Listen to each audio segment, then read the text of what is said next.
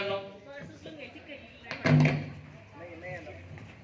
आजची जी हिंदीची इयत्ता 6वीची जी कविता आहे, वह देश कौन सा है, तिची चाल बघूया आपण.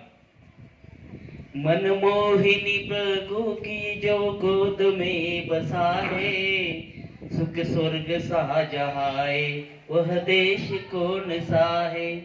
मनमोहिनी प्रकृति की जो गोद में बसा है, सुख स्वर्ग सा जहाँ है, वह देश कौन सा है.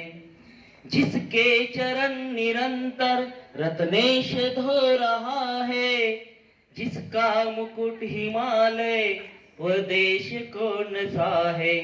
मनमोहिनी प्रकृति की जो गोद में बसा है, सुख स्वर्ग सा जहाँ है, वह देश कौन सा है.